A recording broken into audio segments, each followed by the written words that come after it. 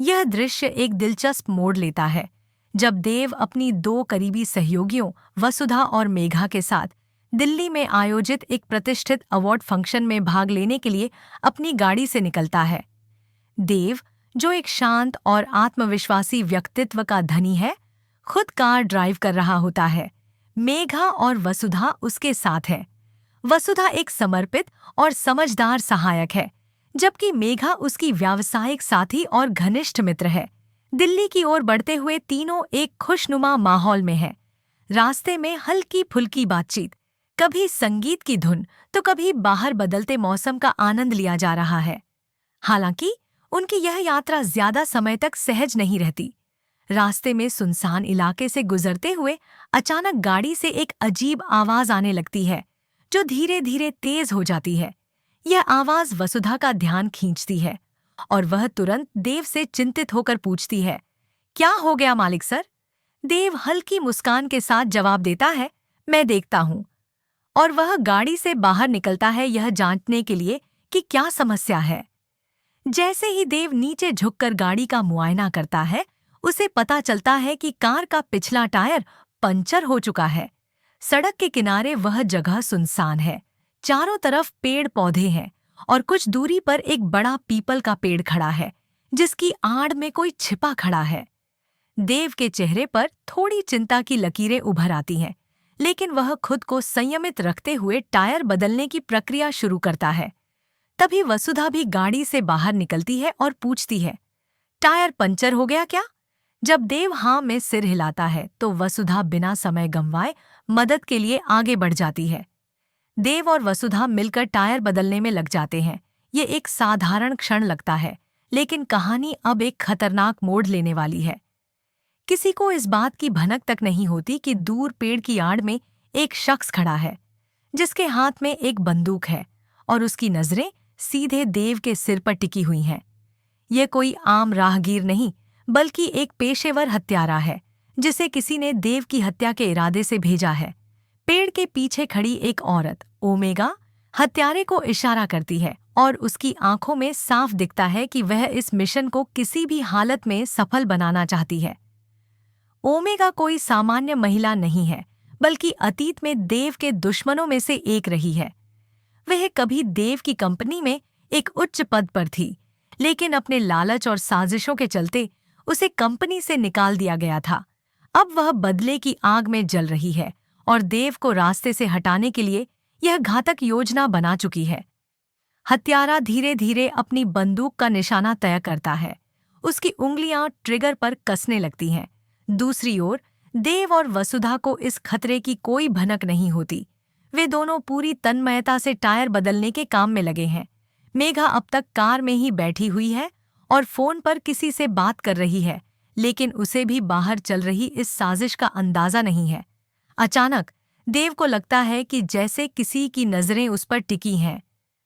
वह थोड़ी देर के लिए रुक जाता है, अपनी गर्दन घुमाकर चारों तरफ देखने लगता है, लेकिन उसे कुछ असामान्य नजर नहीं आता। फिर वह दोबारा टायर लगाने में लग जाता है।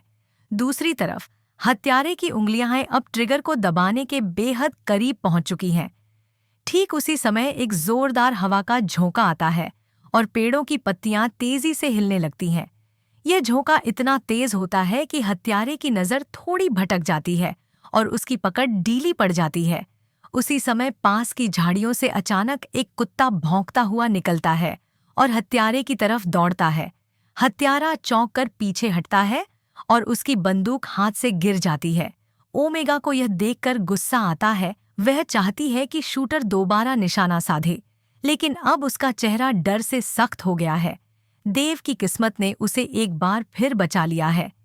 देव, जो उस वक्त गाड़ी की डिक्की से जैक निकाल रहा होता है, अचानक झाड़ियों की तरफ हुई हलचल देखकर सतर्क हो जाता है। उसका अनुभव उसे संकेत देता है कि कुछ गलत है। वह तुरंत वसुधा को इशारे से गाड़ी में बैठने को कहता है और खुद धीरे धीरे उस दिशा में बढ़ता है जहां से आवाज आई थी। लेकिन वहां तक पहुंचने से पहले ही पेड़ों की ओट में खड़े लोग भाग जाते हैं। ओमेगा और उसका शूटर अंधेरे का फायदा उठाकर जंगल की ओर भाग जाते हैं। देव, हालांकि अब तक हमलावरों को देख नहीं पाया, लेकिन उसके चेहरे पर स्पष्ट है कि उसने खतरे की आहट भांप ली है। वह वसुधा और मेघा को बताता है कि शायद कोई उनका पीछा कर रहा था। मेघा घबरा कर पूछती है, कौन हो सकता है? देव कुछ नहीं कहता, बस आसमान की ओर देखता है और कहता है, कभी कभी अतीत पीछा करता है। अब तीनों एक बार फिर से गाड़ी में बैठते हैं।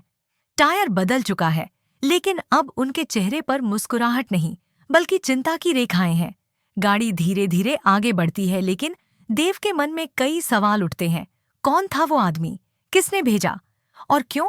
और सबसे अहम, अगली बार क्या वह इतना भाग्यशाली होगा कि बच सके? इस पूरी घटना ने न केवल एक सरल यात्रा को रहस्यमयी बना दिया, बल्कि यह भी संकेत दिया कि देव का अतीत उससे पीछा नहीं छोड़ रहा। कहानी अब एक नए अध्याय की ओर बढ़ती है, जिसमें यह पता चलेगा कि ओमेगा कौन है, उसका देव से क्या रिश्ता है और वह आखिर क्या चाहती है। क्या देव जान पाएगा अपने दुश्मनों की पहचान? क्या वह अपनी जान को बचा पाएगा? और क्या वसुधा और मेघा उस खतरे से सुरक्षित रहेंगी जो अब उनके बहुत करीब आ चुका है? ये सब सवाल कहानी को और भी गहराई और रहस्य की ओर ले जाते हैं। ये केवल एक अवार्ड फंक्शन की यात्रा नहीं, बल्कि एक खतरनाक साजिश की शुरुआत है। एक ऐसी साजिश जो भविष्य में देव की दुनिया को पूरी तरह हिला सकती है। यह दृश्य एक दिलचस्प मोड़ लेता है जब देव अपनी दो करीबी सहयोगियों वसुधा और मेघा के साथ दिल्ली में आयोजित एक प्रतिष्ठित अवार्ड फंक्शन में भाग लेने के लिए अपनी गाड़ी से निकलता है। देव, जो एक शांत और आत्मविश्वासी व्यक्तित्व का धनी है, खुद कार ड्राइव कर रहा होता है। मेघा और वसुधा उसके साथ है। वसुधा एक समर्पित और समझदार सहायक है, जबकि मेघा उसकी व्यावसायिक साथी और घनिष्ठ मित्र है। दिल्ली की ओर बढ़ते हुए तीनों एक खुशनुमा माहौल में हैं।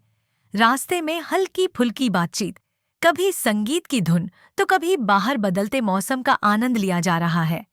हालांकि उनकी यह यात्रा ज्यादा समय तक सहज नहीं रहती। रास्ते में सुनसान इलाके से गुजरते हुए अचानक गाड़ी से एक अजीब आवाज आने लगती है, जो धीरे धीरे तेज हो जाती है। यह आवाज वसुधा का ध्यान खींचती है और वह तुरंत देव से चिंतित होकर पूछती है, क्या हो गया मालिक सर? देव हल्की मुस्कान के साथ जवाब देता है, मैं देखता हूँ। और वह गाड़ी से बाहर निकलता है यह जांचने के लिए कि क्या समस्या है। जैसे ही देव नीचे झुककर गाड़ी का मुआयना करता है, उसे पता चलता है कि कार का पिछला टायर पंचर हो चुका है। सड़क के किनारे वह जगह सुनसान है। चारों तरफ पेड़ पौधे हैं और कुछ दूरी पर एक बड़ा पीपल का पेड़ खड़ा है, जिसकी आड़ में कोई छिपा खड़ा है। देव के चेहरे पर थोड़ी चिंता की लकीरें उभर आती हैं, लेकिन वह खुद को संयमित रखते हुए टायर बदलने की प्रक्रिया शुरू करता है। तभी वसुधा भी गाड़ी से बाहर निकलती है और पूछती है, टायर पंचर हो गया क्या? जब देव हाँ में सिर हिलाता है तो वसुधा बिना समय गंवाए मदद के लिए आगे बढ़ जाती है। देव और वसुधा मिलकर टायर बदलने में लग जाते हैं। ये एक साधारण क्षण लगता है, लेकिन कहानी अब एक खतरनाक मोड़ लेने वाली है। किसी को इस बात की भनक तक नहीं होती कि दूर पेड़ की आड़ में एक शख्स खड़ा है, जिसके हाथ में एक बंदूक है और उसकी नजरें सीधे देव के सिर पर टिकी हुई हैं। यह कोई आम राहगीर नहीं, बल्कि एक पेशेवर हत्यारा है, जिसे किसी ने देव की हत्या के इरादे से भेजा है। पेड़ के पीछे खड़ी एक औरत, ओमेगा, हत्यारे को इशारा करती है और उसकी आंखों में साफ दिखता है कि वह इस मिशन को किसी भी हालत में सफल बनाना चाहती है। ओमेगा कोई सामान्य महिला नहीं है, बल्कि अतीत में देव के दुश्मनों में से एक रही है। वह कभी देव की कंपनी में एक उच्च पद पर थी, लेकिन अपने लालच और साजिशों के चलते उसे कंपनी से निकाल दिया गया था। अब वह बदले की आग में जल रही है और देव को रास्ते से हटाने के लिए यह घातक योजना बना चुकी है। हत्यारा धीरे धीरे अपनी बंदूक का निशाना तय करता है। उसकी उंगलियां ट्रिगर पर कसने लगती हैं। दूसरी ओर देव और वसुधा को इस खतरे की कोई भनक नहीं होती। वे दोनों पूरी तन्मयता से टायर बदलने के काम में लगे हैं। मेघा अब तक कार में ही बैठी हुई है और फोन पर किसी से बात कर रही है, लेकिन उसे भी बाहर चल रही इस साजिश का अंदाजा नहीं है। अचानक देव को लगता है कि जैसे किसी की नजरें उस पर टिकी हैं। वह थोड़ी देर के लिए रुक जाता है, अपनी गर्दन घुमाकर चारों तरफ देखने लगता है, लेकिन उसे कुछ असामान्य नजर नहीं आता। फिर वह दोबारा टायर लगाने में लग जाता है। दूसरी तरफ हत्यारे की उंगलियां अब ट्रिगर को दबाने के बेहद करीब पहुंच चुकी हैं। ठीक उसी समय एक जोरदार हवा का झोंका आता है और पेड़ों की पत्तियां तेजी से हिलने लगती हैं। यह झोंका इतना तेज होता है कि हत्यारे की नजर थोड़ी भटक जाती है और उसकी पकड़ ढीली पड़ जाती है। उसी समय पास की झाड़ियों से अचानक एक कुत्ता भौंकता हुआ निकलता है और हत्यारे की तरफ दौड़ता है। हत्यारा चौंक कर पीछे हटता है और उसकी बंदूक हाथ से गिर जाती है। ओमेगा को यह देखकर गुस्सा आता है। वह चाहती है कि शूटर दोबारा निशाना साधे, लेकिन अब उसका चेहरा डर से सख्त हो गया है। देव की किस्मत ने उसे एक बार फिर बचा लिया है। देव, जो उस वक्त गाड़ी की डिक्की से जैक निकाल रहा होता है, अचानक झाड़ियों की तरफ हुई हलचल देखकर सतर्क हो जाता है। उसका अनुभव उसे संकेत देता है कि कुछ गलत है। वह तुरंत वसुधा को इशारे से गाड़ी में बैठने को कहता है और खुद धीरे धीरे उस दिशा में बढ़ता है जहां से आवाज आई थी।